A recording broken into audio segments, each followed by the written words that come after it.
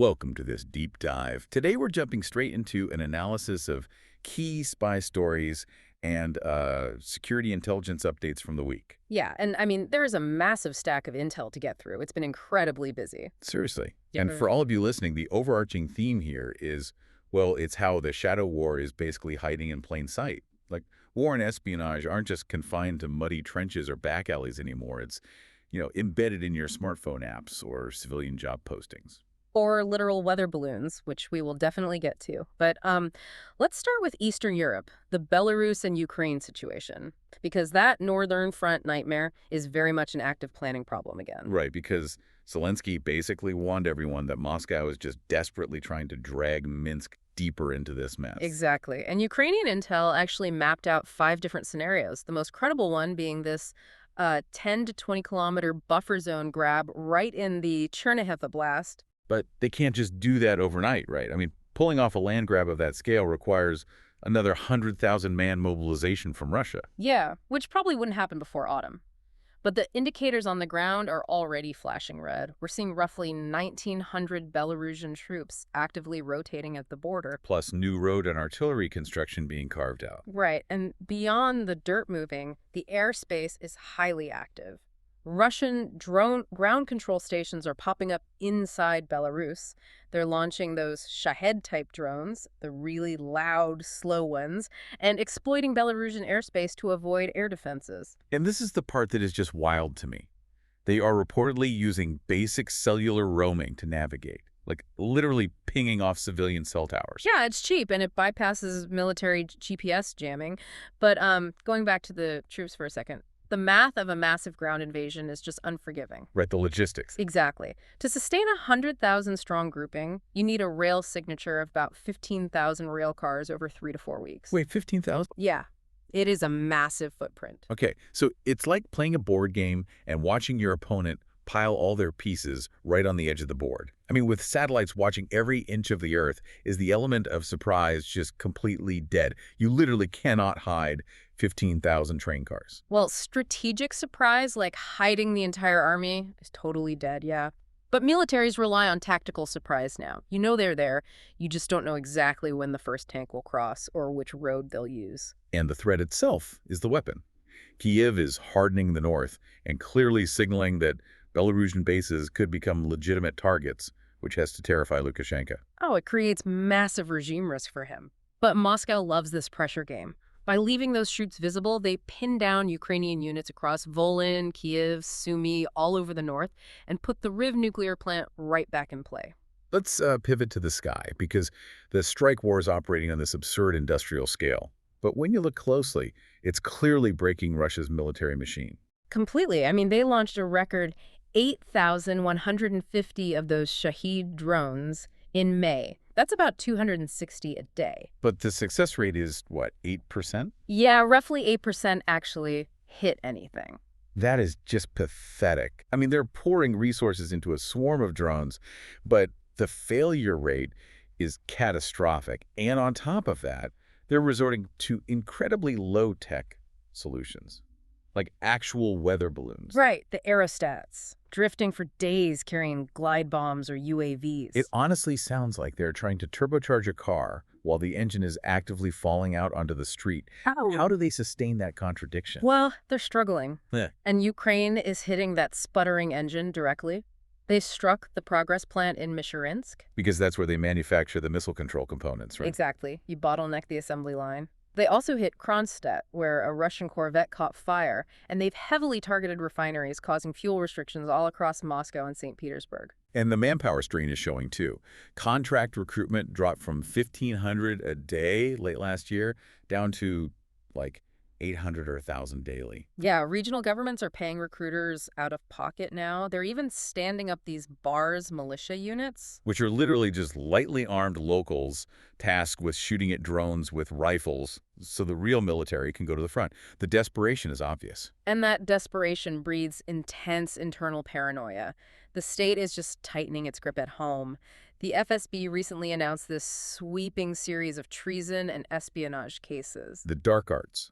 They're claiming people are being recruited by foreign intel via standard WhatsApp messages. Yeah, and the really malicious part is the weaponization of SIM cards. Right, the cloning of SIM infrastructure to intercept texts and banking apps. And they're using this to extort or psychologically torture the families of missing soldiers, which is just sick. It is, and Moscow is pushing this broader digital control narrative too. They're making unproven claims that foreign services hacked senior officials' phones, and they're rolling out plans for a national AI assistant. I mean, come on. Are we really supposed to buy that a national AI assistant is about security? Isn't this just a super convenient excuse to build a completely closed-off digital panopticon to spy on their own citizens? Oh, absolutely. It's the ultimate state-sanctioned listening device. And the darkness extends to the physical world, too. Take the Silver Farm investigation in St. Petersburg. The animal testing lab? Yeah, co-located with the Military Medicine Institute.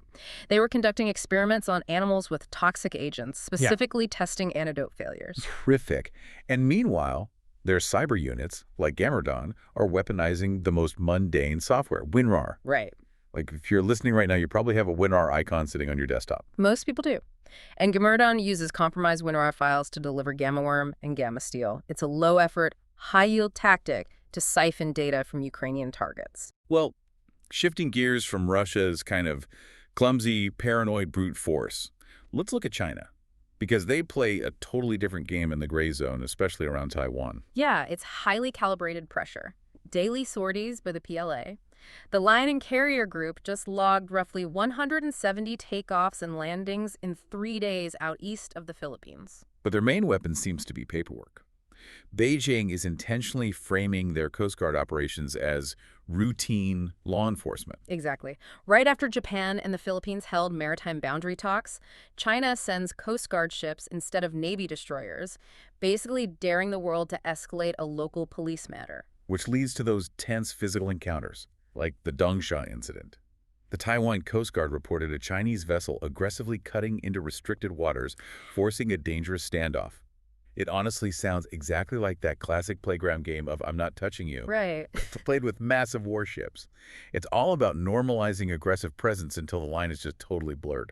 Analysts call it gray zone muscle memory. You test response times, burn the adversary's fuel, and argue the legal jurisdiction later.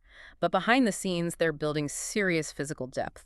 There's a newly observed Chinese submarine in Shanghai. The one with the X-form rudders. Yes, about 120 meters long with a minimal sail. Why do the rudders matter so much, though? Traditional subs use a cross shape. An X-form rudder gives vastly superior maneuverability in shallow littoral waters.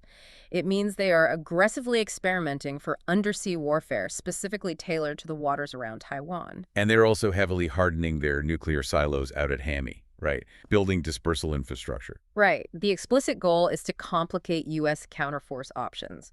They want to ensure their nuclear assets can survive a first strike, which guarantees mutually assured destruction and basically takes U.S. intervention off the table. But to engineer advanced X-form rudders and survive a nuclear first strike, you need world-class intellectual property.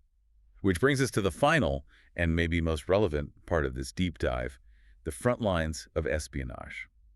Yeah, the easiest way to get next-gen tech isn't sending a spy over a wall. The Five Eyes Intelligence Alliance just issued a massive warning. Chinese military intel is actively using standard job platforms to target cleared personnel. And not just generals.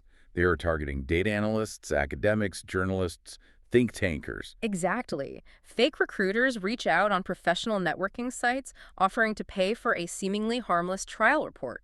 Beijing denies it, but the pattern is documented globally. This is what is so wild to me. It targets regular people where they work.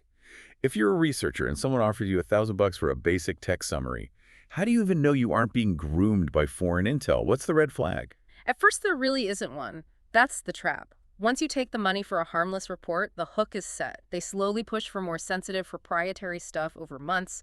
Even China's own Ministry of State Security is panicking about this. Wait, really?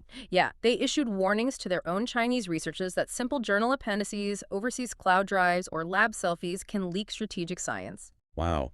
So the core takeaway for all of you listening is that the battlefield is completely shifted. It's no longer just a border crossing. No, it's the rail line in Belarus. It's the WinRAR file on your computer, the weather balloon overhead, the Coast Guard vessel arguing jurisdiction, and a polite job ad on your networking feed. War and espionage are just hiding in the mundane background noise of our lives. Which leaves us with a final thought for you to mull over today.